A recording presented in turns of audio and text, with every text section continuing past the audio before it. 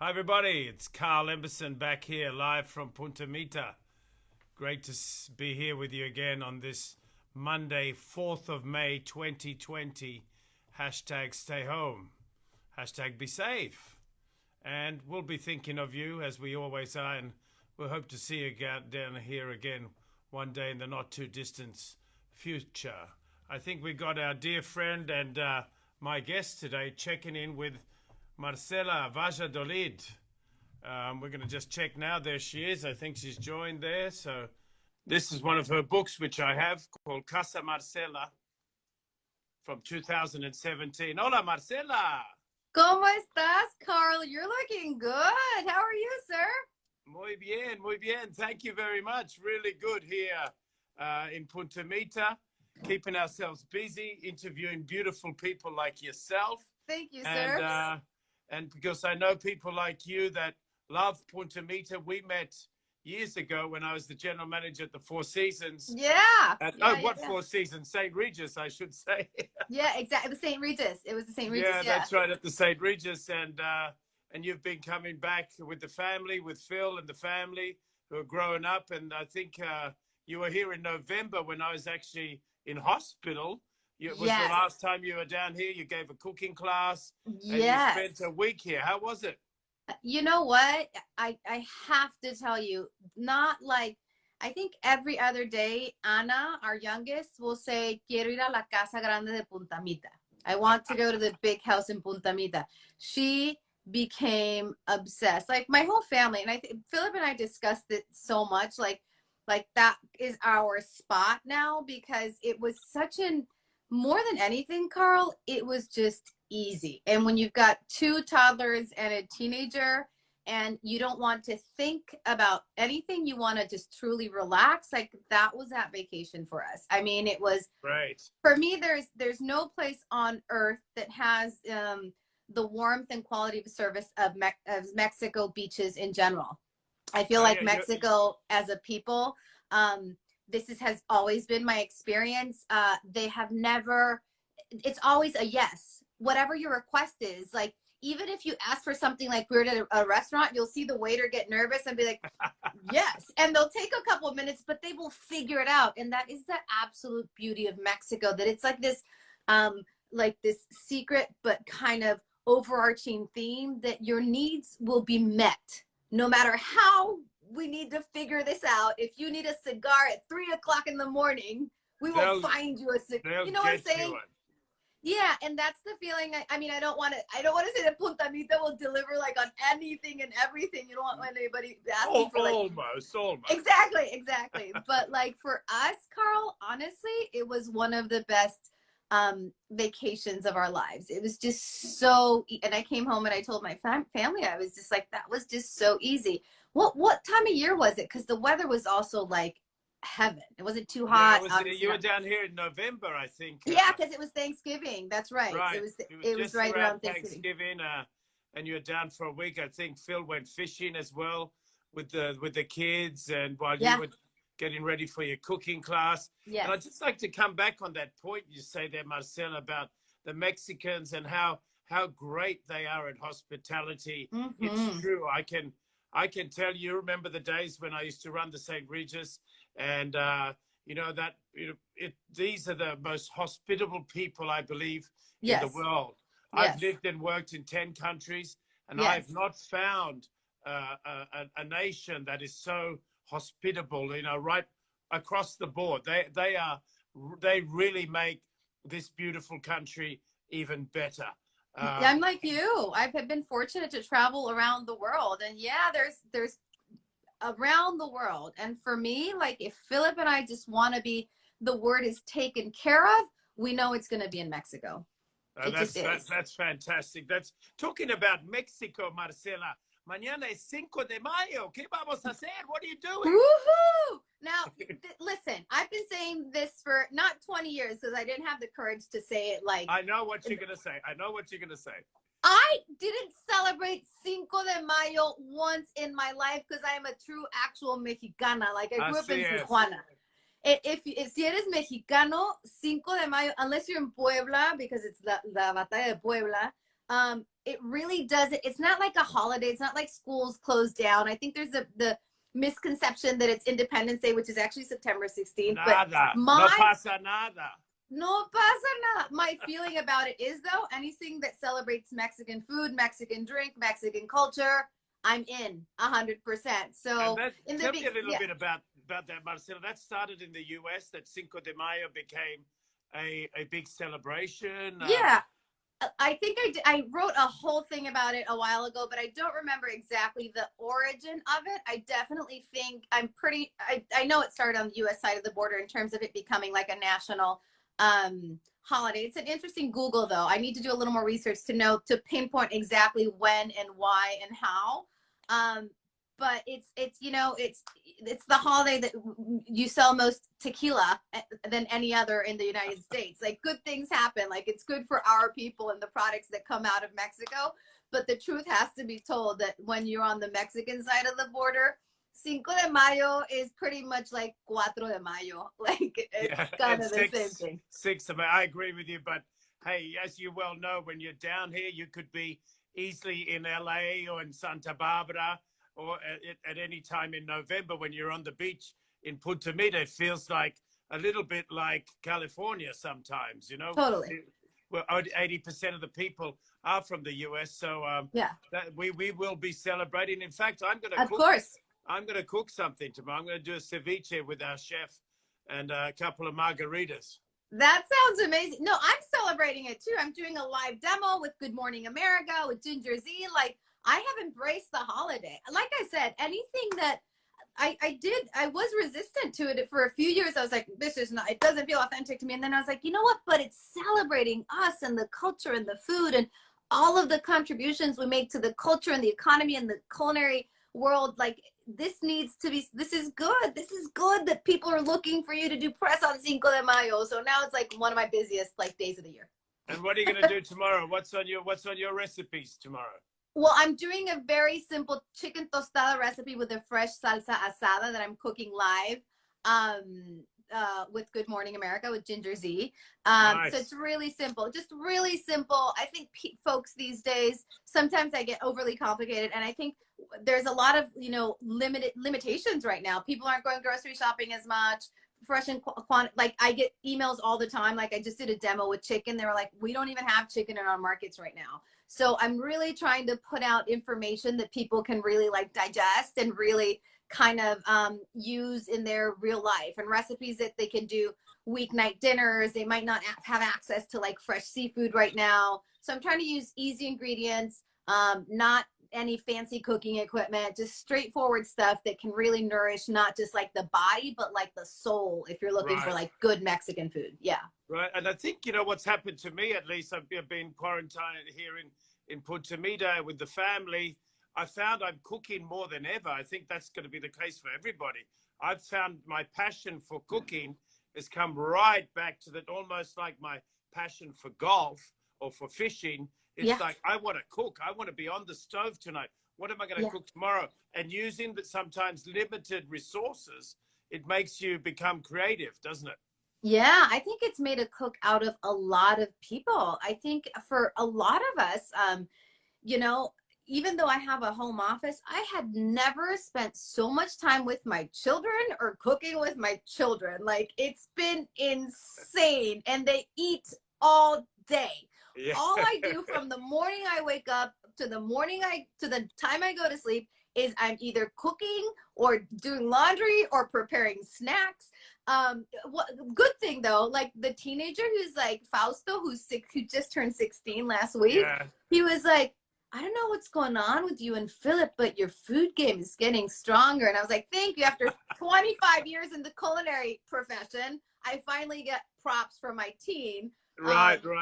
Yeah, but I think a lot of people are just looking for, it's a good thing though. We're being forced to sit with our families and eat with our families and cook with our families and with the ingredients that are available to us. I couldn't agree with you more, Marcela. And like many people, I'm in the same boat with our two beautiful daughters here from Mexico City. They came down to Punta Mita. In fact, I've had my in-laws for 2 months and a half.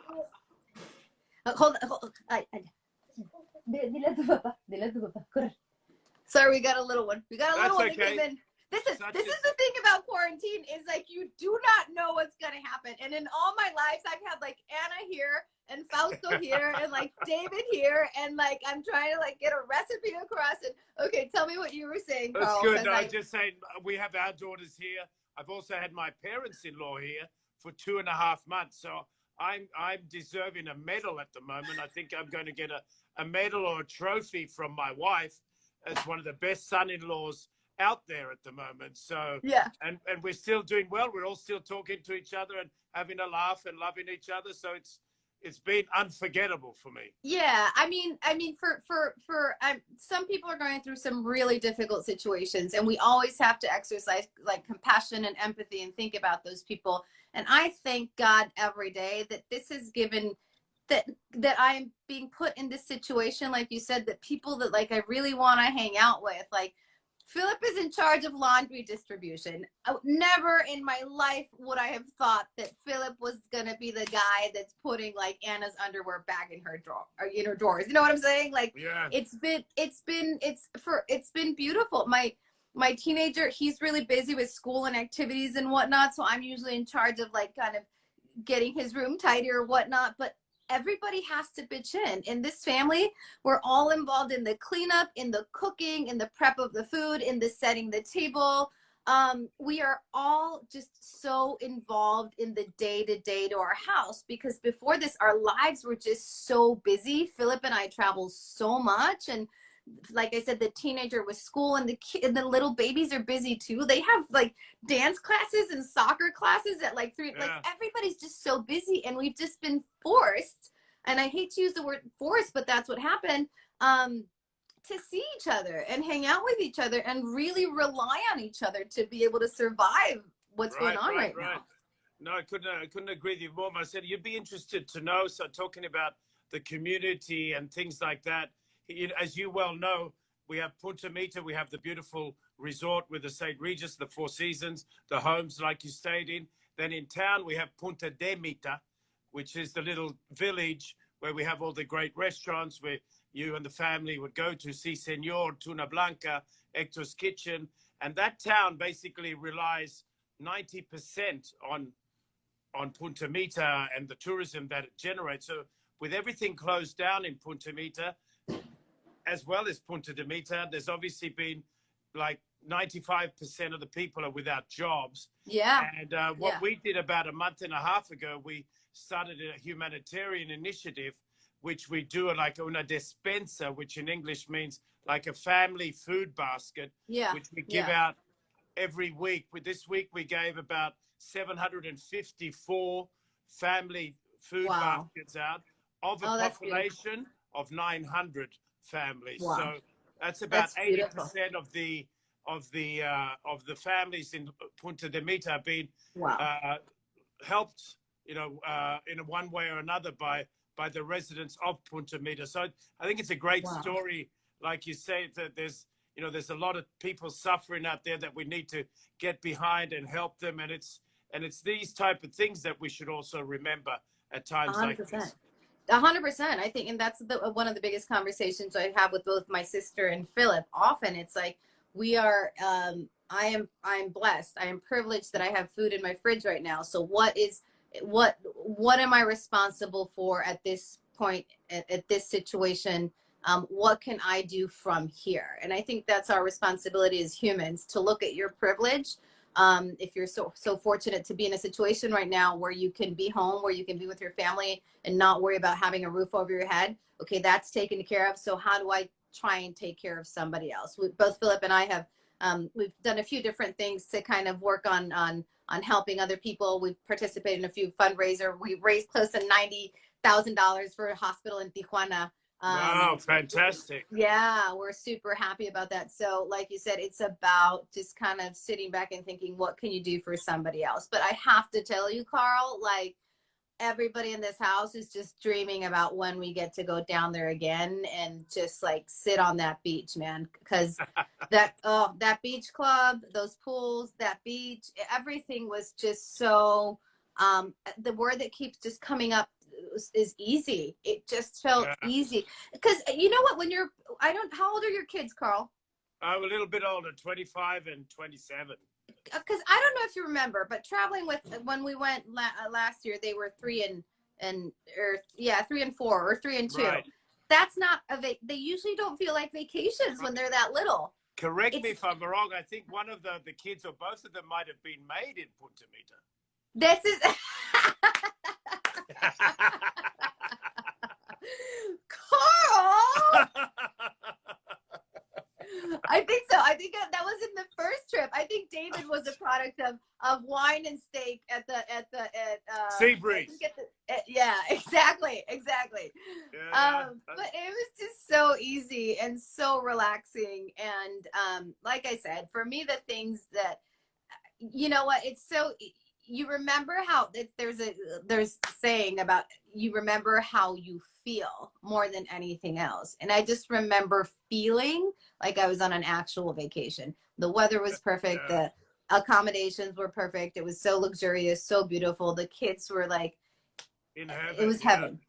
Tell Yeah, me, Marcela, now that you've been here a number of times, you've done the hotel life, be it at the St. Regis or the Four Seasons, and you've also done the condo or villa type of life. What do you find as a family, as a mother?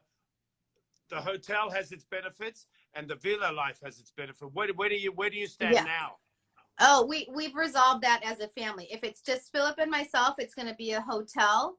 And I'll tell you why. And he figured it out the last time that we were able to escape by ourselves. Because he was like, okay, we're alone, so let's go take a walk and let's go have dinner. And I was like, no, you don't understand. I'm going to stay in this bed for 48 hours. That's going to be. So when it's just him and me, it's going to be a hotel. It's going to be pay-per-view. It's going to be room service. It's going to be the spa maybe. There is very little movement when I am just with him. Like it's like this. But if we're doing a trip with the babies, like we did to Punta Mita, it has to be like a condo, or there has to be a kitchen. There has to be. My kids eat 24/7. So I need to be nonstop. So I need to be able to cook for them. I need to be able to have snacks for them. And I need a lot of space. Honestly, it's usually my teenager, my 2 babies, Philip, myself. And most of the time we're fortunate enough to travel with a nanny. And like I said, if I wanted to feel like a vacation, I need that space. And of course, I want my children to feel, safe and that whole thing. But more than anything, honestly, it has to be accommodations that have like a kitchen, like a villa, a condo, an apartment, or something like that, for sure. Right. Tell me, Marcela, just looking forward when the doors and the windows open for people to travel again, what are your thoughts on what will take place in the restaurant business as we knew it before this? Do we think we're going to see some different changes? Will it be more family style? Will it be less buffets? What do you think? You know what? I don't own a restaurant, so I can't give a personal point of view of what I anticipate will happen. But I will tell you, I do wish and this might be a controversial answer, we were just actually discussing this, that we find a way to separate ourselves from the fear that we are engulfed in right now.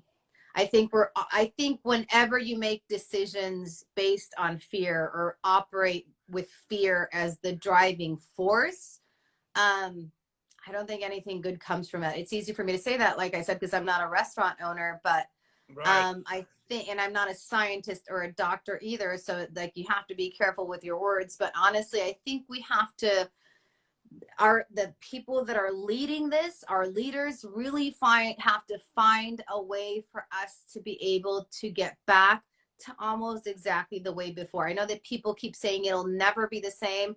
Listen, we're not going to live on a planet where we're wearing face masks our entire lives, where we're separated by windows, where we can't touch each other, where you can't embrace each other. I would rather die. I know that sounds really harsh, and this was supposed to be a happy conversation, but I would rather die than have limitations placed on how I can embrace and see my family and hold my family and sit down and have dinner with them and share a meal and break bread. And listen, I need to be able, that's That's our That's fuel, the as essence. That's who you that's are. the essence of life, and that's the essence of life. Connection Exactly. is what we need to grow and to thrive and to survive, and we need to be able to get back to that place. um that's just my point of view. No, okay, that's definitely very valid and very. It's, I suppose, it's something you've reflected a lot on over this time, this last month or so. Tell me, Marcela, is somebody going to cook you lunch this Sunday? It's Mother's Day. Is Phil going uh to cook lunch? What's on the menu? Anything happening? Probably. He does.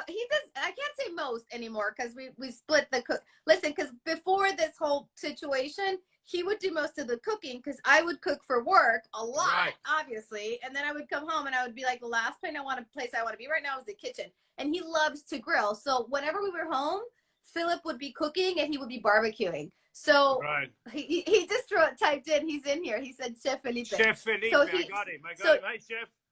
he's right there. So Chef Felipe, you will be grilling. It's his birthday, by the way, on Wednesday. Wow. So I will be cooking we got Cinco de Mayo, and then we got Philip's birthday, and I will be cooking. I don't know yet what I will be cooking, because he's incredibly picky, and we don't know. We haven't had that conversation. But on Sunday, what will I want to eat on Sunday? That's a good question. Everything he does on the grill is so good. Yeah, tell me what, as you know, in Mexico, yourself better than anyone, El Dia de la Madre here is like that. This is big. I've never seen a country that celebrates Mother's Day like Mexico does. This year happens to fall. They both fall on Sunday. In Mexico, just so people know, it doesn't go to a Sunday. It is always on the day, the 10th of May. Exactly. Every year. It doesn't matter what day of the week that is. And literally the country comes to a standstill. You'd see all the restaurants would be full, and having these breakfasts that would last all day, then these lunches that would last all day into the night, and then they go home, have another dinner. Unfortunately, this year is going to be a little bit different. So a lot of people will be cooking at home, and that's hopefully that's the way they do it, because there's no choice this time around, I suppose. No, you're 100% right. Right. In Mexico, life revolves around the matriarch, pretty much. I mean, it just is what it is. There's so much reverence to the mother, and that's such a beautiful thing. So much reverence to moms and mothers, especially of the older generations. And they're in relationship to food, they're the ones that hold all the recipes and all of the secrets, and honestly, the ones that do most of the cooking, they hold all the secrets. So they're treated like with so much reverence and respect, and that's incredible. But you're absolutely. My mom used to own, God bless, she's in heaven now, but she used to own a flower shop, and I remember for May 10th what would happen in that flower shop more than any other. It was on par with Valentine's Day, it was insanity. And it was super fun, because we would all get in a van and we would distribute the flower, all of the orders, all throughout Tijuana. And it was incredible to be to deliver, the one delivering the gift. So it was really beautiful. But no, you're absolutely right. This year we're gonna, at the end of the day, have to just celebrate what's important. I know it sounds super cliche, but there's no way out of this one. You're going to be sitting with the most important people in your life, and hopefully it's a good situation, because I know for a lot of people it isn't. I know we're just going to be kind of in a situation where we just have to really remember what's important, and that's just basically the connection and the relationship and the love we have for those women in our lives. Dead right there, Marcela. And I think we're going to go winding it up. I want you to please take care, and hopefully we'll see you down here once, maybe the next November, with yourself and the family, and that'd be beautiful personally to welcome you back, and we can cook up a storm and let people enjoy in person your wonderful talent in the kitchen, and let the family have another wonderful experience in Punta Mita, as we wish many people do when this is all over. And it's great talking to you. You're always a pleasure. My love to Philip and the family, please, and be good and be careful. Yes, thank you so much, Carl. I can't repeat it enough. Punta Mita was one of the best family vacations we've had in our lives, and we are eternally grateful for making us feel like we were at home. And it was just It was a beautiful vacation, and we have some beautiful memories from it, and we're very grateful. Thank you very much. I wish you the best. It's good to see you in good health, because the last time I was supposed to see you, we couldn't. You had an intervention, and there was heart. Yeah, I was not in a good way, but look at me now. But look at you now. I saw your picture in the WhatsApp, and I was like, oh my God, Carl is 20 years younger. So congratulations. It's good to see you healthy, and I can't wait to see you, and I will hug you when I see you, sir. Un abrazo, amiga. Cuídate. Gracias. Un beso. Ciao. Beso. Ciao, ciao. Thanks a lot.